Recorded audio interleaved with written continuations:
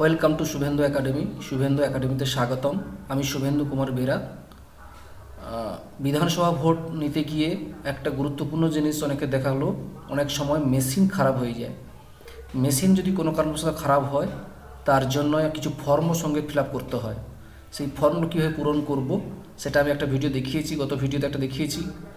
মকল certificate কীভাবে তৈরি করবেন, আজকের এই ভিডিওতে দেখাবো প্রিজাইডিং অফিসার ডায়েরি ফর্মটা কীভাবে পূরণ করবেন।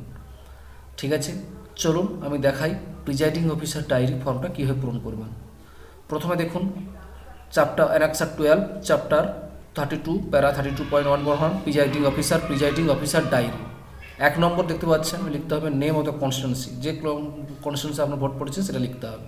এখানে লিখেন কন্টাই, 31 কন্টাই বা যদি ভোট পড়ে যেখানে আপনার ভোট পড়বে সেখানকার এটা লিখতে হবে। বিধানসভার কেন্দ্রের নামটা লিখতে হবে। ডেট অফ পোল, যেদিন ভোট হবে সেদিনকার ডেটটা এখানে আপনি লিখবেন। ঠিক আছে। 3 নম্বর বলেছে number and name of polling station. ঠিক আছে, ভোট গ্রহণ কেন্দ্রে যেখানে ভোট গ্রহণ করতে গেছেন তার নাম্বার এবং নাম সেখানে লিখলাম। আমি লিখলাম ধরো 216 Gobinda Chak Shri Durga high school HS room number 12। যাই ওটা আপনি আপনার মতো করে লিখলেন, কোনো সমস্যা নেই, যেটা হয়। তারপর বলেছে whether located in 1 number government or quasi government building, private building না টেম্পোরারি স্ট্রাকচার। মানে বলছে এটা কোথায় অবস্থিত, সরকারি অথবা আধা সরকারি ভবন না বেসরকারি ভবন না অস্থায়ী কাঠামো, কোনটা। তা নিশ্চয়ই জানেন স্কুল ঘরগুলোতে প্রাইমারি স্কুলগুলোই থাকে, তারা এটা গভর্নমেন্ট হবে, তাই এখানে লিখলেন গভর্নমেন্ট। ঠিক আছে। 4 নম্বরে বলেছে দেখুন number of polling officers recruited locally if any, মানে স্থানীয়ভাবে নিযুক্ত পোলিং অফিসার নিযুক্ত হলে তার সংখ্যা লিখতে বলা হয়েছে। যদি স্থানীয়ভাবে কোনো নিযুক্ত পোলিং অফিসার নিযুক্ত করা হয় তার সংখ্যা যদি থাকে, ওটা হয় না, সচরাচর হয় না, এখানে ওই জন্য সবসময় কী করবেন, নীল লিখবেন। ওকে। 5 নম্বর বলেছে appointment of polling officers made in the absence of daily appointed polling officer if any and the reason of such appointment.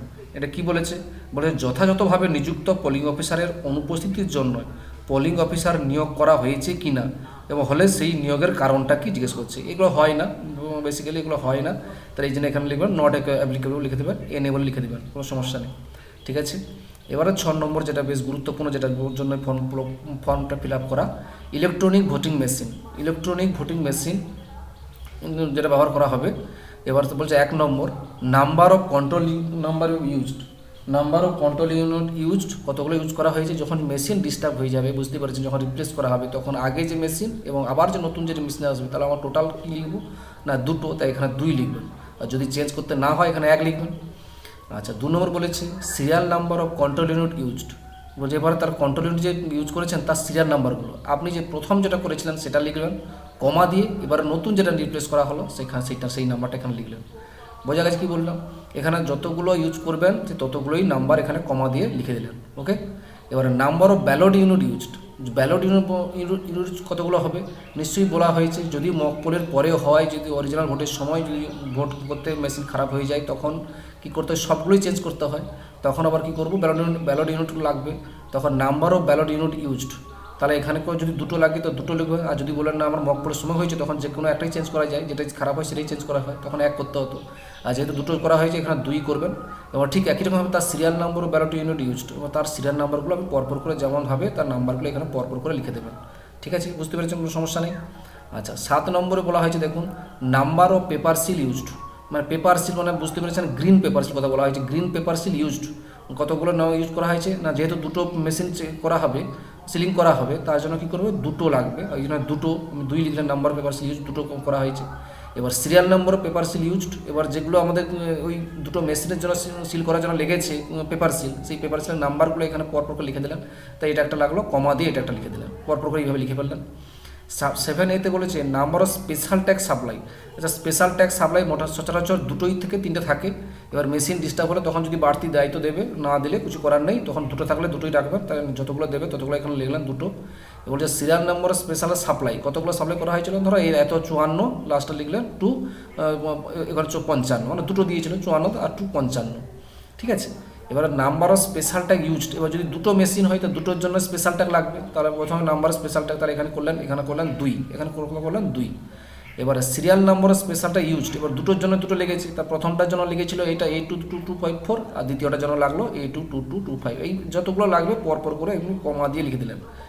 তারপরে serial number special tag return, আর তো কোনো রিটার্ন হয়, দুটোর জন্য তো দুটো লাগিয়ে দিয়েছে, আর কিছু নেই, এই জন্য এখানে নীল করবেন। 7B-তে বলেছে দেখুন number of strip seal supply. এবার স্ট্রিপ সিল যেগুলো আছে ABCD যেগুলো থাকে সেটা ধরুন দুটো দেওয়া হয়েছে, তার 2 লিখলেন, যত তিনটে থাকে তো 3 লিখবেন, আর দুটো থাকলে 2 লিখবেন। Serial number of strip seal supply, এবার তার সিরিয়াল নাম্বারগুলো পরপর লিখতে হবে, এত টু এত, এই লিখে দেবেন সিরিয়াল এত টু এত। এবার number of strip seal use, এবার দুটো মেশিন যেহেতু আবার সিল করা হবে তার জন্য দুটো লাগবে, এখানে নাম্বার অফ স্ট্রিপ সিল মানে এখানে দুটো লিখে দিলেন। এবার serial number of strip seal used, এবার সেই যে দুটো ইউজ করেছেন তার সিরিয়াল নাম্বার লিখতে হবে, এখানে লিখে দিলেন এত কমা দিয়ে এত, পরপর করে এখানে লিখে ফেললেন, কোনো সমস্যা নেই। এবার বলছে serial number of strip seal return, আর তো দুটো তো মাত্র দিয়েছিল, আর তো কোনো রিটার্ন অপশানই আসে না, তাহলে এখানে নীল করবেন। যদি রিটার্ন যদি বেশি থাকে তাহলে তো আপনি এখানে রিটার্নের ইউজ লিখবেন এখানে, আর যদি না থাকে নীল লিখবেন। 7C-তে বলা হয়েছে applicable in the polling station, applicable in the polling station where VVPAT system used, number of printers used. যদি তাহলে ভিভিপ্যাট চেঞ্জ হয় তাহলে দুটোর জন্য, যদি দুটো থাকে চেঞ্জ করতে হয় তাহলে দুটো লিখবেন, আর যদি না চেঞ্জ করতে হয় তাহলে একটাই লিখবেন। আর যদি দুটো হয় তাহলে তার সিরিয়াল নাম্বার পরপর করেছে একই রকম, আগের সিরিয়াল নাম্বারটা লিখলেন এবং পরে যেটা চেঞ্জ হলো তার সিরিয়াল নাম্বারটা এখানে লিখে ফেললেন, কোনো সমস্যা নেই। 8 নম্বর যেটা বলেছে দেখুন মধ্যে দেখুন, 8 নম্বর যেটা বলা হয়েছে, 8 নম্বর বলা হয়েছে যে number of candidates who had appointed polling agents at the polling station, মানে ভোট গ্রহণ কেন্দ্রের জন্য যে সকল প্রার্থী পোলিং এজেন্টে নিযুক্ত করেছেন তাদের সংখ্যা, তাহলে কতগুলো হবে, তা আপনার এখানে আছে, এখানে যতজন এসে ধরো 5 জন, তাহলে 5 জন অ্যাপয়েন্ট হয়েছে তো 5 জন লিখবেন, ঠিক আছে। পোলিং এজেন্ট আছে 5 জন লিখলেন। এবার 9 বলেছে number of polling agent present at the commencement of poll, আপনার ভোট চলাকালীন কতজন পোলিং এজেন্ট এসেছিল, আমি ধরে নিচ্ছি 3 জন এসেছিল। Number of polling agent who arrive late, কতজন লেটে এসেছিল, দেরিতে আসা পোলিং এজেন্টের সংখ্যা কত, ধর দেরিতে কেউ আসেনি তাহলে এখানে নীল করবেন, যদি দেরিতে করে আসে তখন সেটা লিখবেন। Number of polling agent present at the close of poll, মানে ভোট গ্রহণ পর্ব শেষ হওয়ার পর উপস্থিত পোলিং এজেন্টের সংখ্যা কতজন, তখন ধরুন যে 3 জনই ছিল, 3 জনকেই রাখলেন, এখানে 3 লিখে দিলেন, কোনো সমস্যা নেই। ওকে, এটা হয়ে গেল। আচ্ছা, এবারে 10 নম্বর কি একটু দেখে নিই।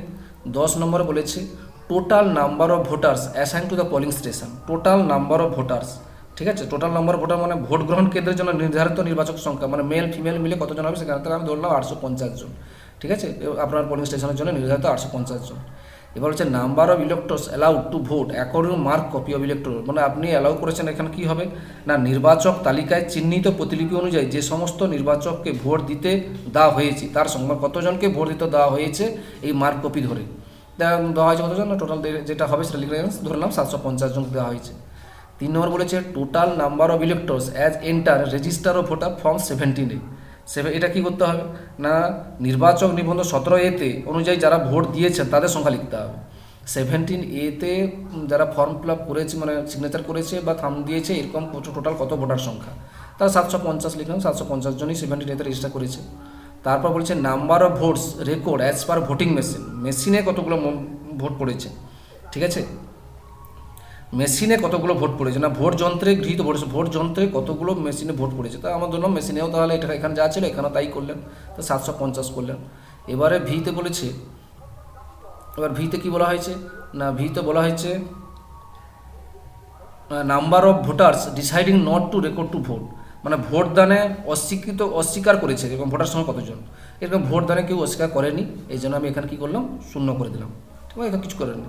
এবার শেষে কী করবেন, এখানে সিগনেচার ফার্স্ট পোলিং অফিসার যিনি থাকবেন ওনাকে এখানে সই করতে বলুন, ধরুন সই করলো এখানে, আর এখানে কী করলো মানে signature of polling officer in charge of register voter, যেটা রেজিস্টার ভোটার যে দায়িত্বে আছে সেখানে পোলিং অফিসার উনি এখানে সই করলেন, এখানে ফার্স্ট পোলিং অফিসার সই করলেন, ঠিক আছে, ব্যাস এটা হয়ে গেল। 11 নম্বরে এবার কী করতে হবে number of electors who voted, কতজন ভোট দিয়েছে, হু ভোটেড মানে যেসব নির্বাচক ভোট দিয়েছেন তাদের সংখ্যা লিখে, যেসব নির্বাচক ভোট দিয়েছে তাদের সংখ্যা লিখতে হবে। ম্যান কত ধরো 400, ওমেন কত 350, থার্ড জেন্ডার নেই, এবং টোটাল হলো 750, এবার টোটাল ভোট দিয়েছে। 12 নম্বর বলেছে চ্যালেঞ্জ ভোট, চ্যালেঞ্জ ভোট যদি থাকে এখানে লিখবেন, আর যদি না থাকে এখানে কিছু লেখা দরকার নেই। এবার নাম্বার অফ অ্যালাউড মানে বুঝতে পেরেছেন, নাম্বার মানে অনুমতিপ্রাপ্ত নির্বাচনের সংখ্যা, অনুমতিপ্রাপ্ত নির্বাচকের সংখ্যা যদি থাকে লিখবেন, নাহলে নীল লিখবেন। নাম্বার রিজেক্টেড, কতজন রিজেক্ট করেছে যদি থাকে তো লিখবেন, নীল লিখবেন।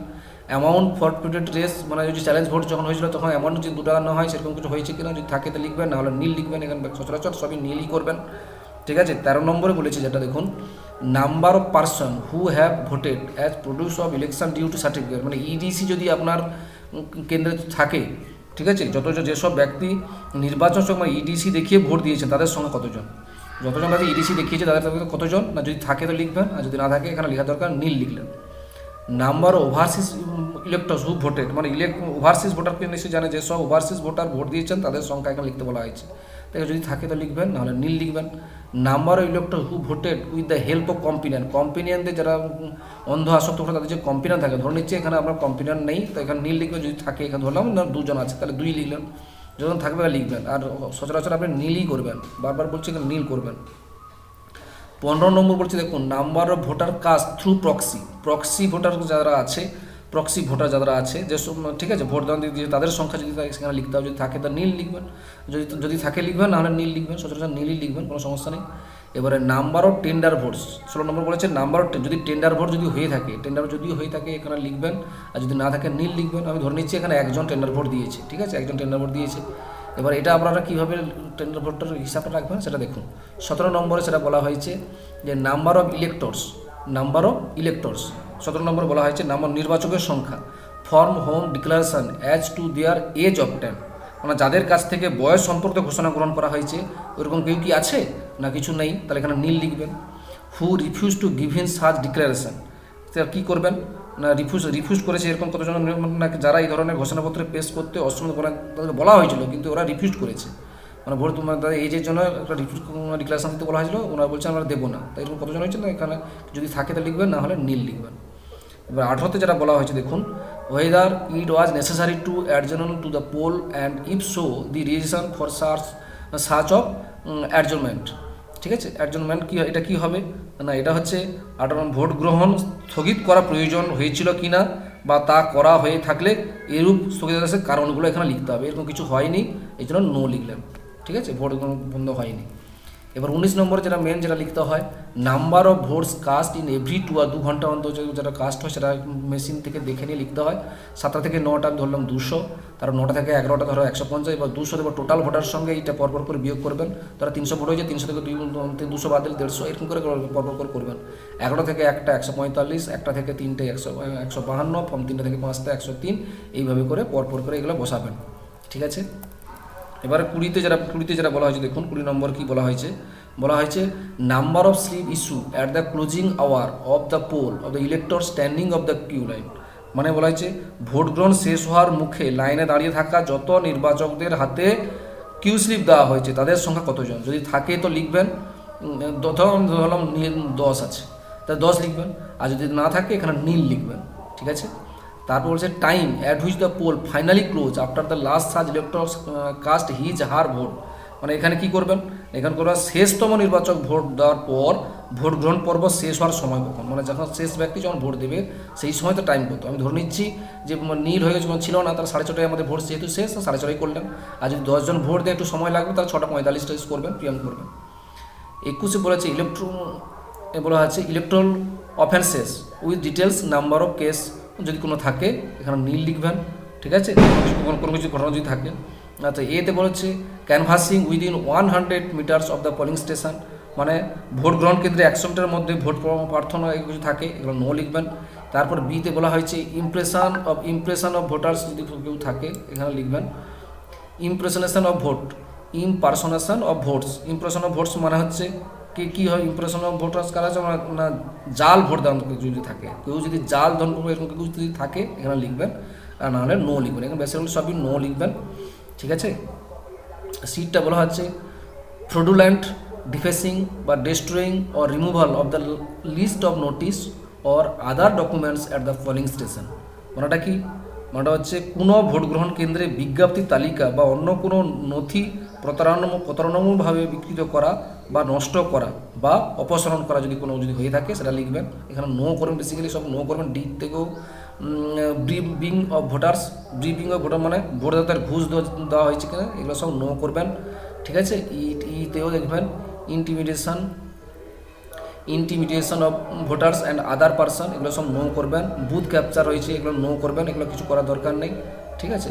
এবার 22 বলেছে was the poll interpreted of obstructed by, এইসব বলা হয়েছে যদি কোনো দাঙ্গা আছে কিনা, riot, open violence, natural calamity, booth capturing, এগুলো কিছু থাকে এগুলো সবই নো করবেন, ঠিক আছে, এগুলো সব নো করবেন। এবার 23 নম্বরও এগুলো সব দেখে নিন আপনারা, এগুলো সবই কোনো এগুলো দরকার নেই, এগুলো 23 নম্বর যেগুলো আছে ভোট গ্রহণ কেন্দ্রে ব্যবহৃত ভোট যন্ত্রে কোনো কারণে কলুষিত হয়েছে কি না, ঠিক আছে, এগুলো অ্যাক্সিডেন্টালি কোনো কিছু হয়েছে কি না, এগুলো যদি হয়ে থাকে কিছু লিখবেন ইয়েস, আর নাহলে সব এগুলো সব নো করবেন। তো এগুলো সবই দেখে নেন 24 নম্বর, 25 নম্বর এবং 26 নম্বর। এবং 27 নম্বরটা অবশ্যই করবেন। কি বলে 27 নম্বর কী বলছে দেখুন, whether the declaration have been made before the commencement of the poll and if the necessary during the course of poll when new voting machine is used and at the end of the poll necessary, মানে vote গ্রহণ শুরু হওয়ার আগে এবং vote চলাকালীন প্রয়োজনে নতুন একটি যন্ত্র ব্যবহার করার সময় এবং ভোট গ্রহণের শেষে বিধি অনুসারে ঘোষণা করা হয়েছে কিনা জিজ্ঞেস করছে। এগুলো অবশ্যই ডিক্লারেশন করে দিতে হয়, এটা অবশ্যই ইয়েস করবেন, এটাকে লাস্টে এটাই অবশ্যই ইয়েস করবেন, এটা ডিক্লারেশন দিতেই হবে, ঠিক আছে। তারপর শেষে প্লেস দিবেন, আপনার ডেট দেবেন, যেদিন ভোট যেদিন হয়তো সেদিন ভোট দিলেন, এখানে প্রিজাইডিং অফিসার সিগনেচার করে এবং ডিস্টিংশন মার্কটা দেবেন।